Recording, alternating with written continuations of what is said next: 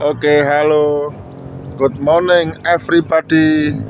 Good morning, everyone. Good morning, all my beloved friend. I am Mr. Montaha, and you know that today is Saturday. I think it is 6 o'clock in the morning. Now I am standing in the beach of Ngembo village. I am alone. Here I want to study English by myself. I want to study English alone. I have hobby. My hobby is English. I have hobby. My hobby is studying English. I have hobby. My hobby is listening English. I have hobby. My hobby is speaking English. I have hobby. My hobby is reading English. I have hobby. My hobby is discuss about the verb in English. Why I think verb in English is very important to study everyone. Why? Because I think, according to me, that verb in English is different between in Indonesia. Verb in English there is a four part of change, but in Indonesia no. Oke, saya pikir bahasa Inggris dalam pikiran saya yang perlu kami hafalkan hari demi hari adalah kata kerja yang tidak beraturan, irregular verb istilahnya. Ini perlu kami pelajari sedemikian rupa dari hari ke hari agar kami punya kemampuan untuk menguasai kosakata bahasa Inggris, khususnya kata kerja yang tidak beraturan. Nah, dalam konten video ini yang akan kami bahas adalah kata kerja yang punya arti melarang. Apa melarang?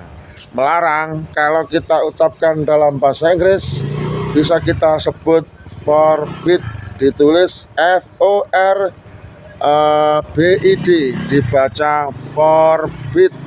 Bentuk duanya forbid, bentuk tiganya forbidden, dan bentuk nya adalah forbidding. Mantap. Sehingga rumusan kita untuk menguasai kata kerja ini adalah dengan hafalan forbid, forbid, forbidden, forbidding, yang artinya melarang. Forbid bentuk 1, forbid bentuk 2, forbidden bentuk 3, dan forbidding bentuk 4.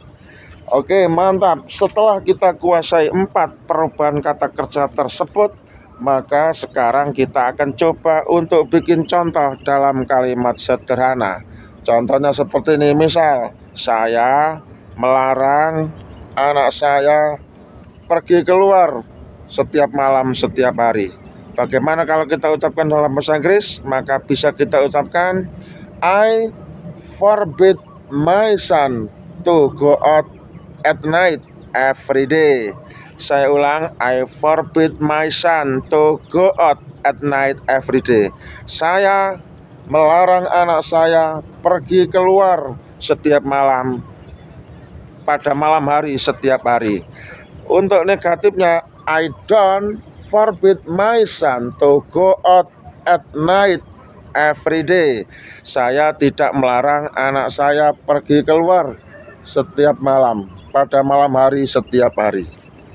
Oke, interrogatifnya, do I forbid my son to go out at night every day?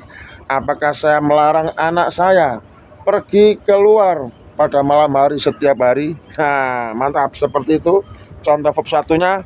Sekarang kita coba contoh verb 2. I forbid my son to go out at night yesterday. Saya melarang anak saya pergi keluar pada malam hari kemarin. Negatifnya, I didn't forbid my son to go out at night yesterday. Saya tidak melarang anak saya pergi keluar pada malam hari kemarin. Dan interrogatifnya, did I forbid my son to go out at night yesterday? apakah saya melarang anakku pergi keluar pada malam hari kemarin? Nah, itu contoh verb 2. Sekarang kita rubah menjadi contoh verb 3. I have forbidden my son to go out at night recently. Saya sudah melarang anakku pergi keluar pada malam hari baru-baru ini.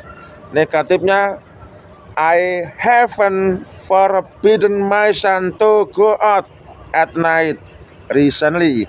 Saya belum melarang anakku pergi keluar pada malam hari baru-baru ini. Interrogatifnya, have I forbidden my son to go out at night recently? Apakah aku telah melarang anak pergi keluar pada malam hari baru-baru ini? Oke, sekarang kita lanjut pada contoh yang terakhir, verb ing-nya. I am forbidding my son to go out at night right now. Saat ini saya sedang melarang anakku pergi keluar pada malam hari. Negatifnya, I am not forbidding my son to go out at night right now. Saat ini saya tidak sedang melarang anakku pergi keluar pada malam hari. Interrogatifnya, am I forbidding my son to go out at night right now? Apakah saya sedang melarang anakku pergi keluar pada malam hari?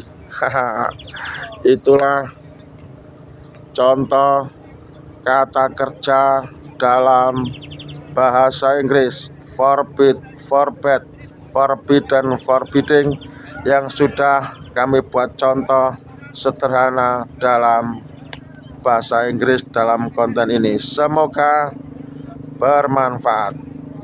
Jangan putus asa, jangan menyerah. Terus semangat belajar bersama dengan saya, Mr. Montaha.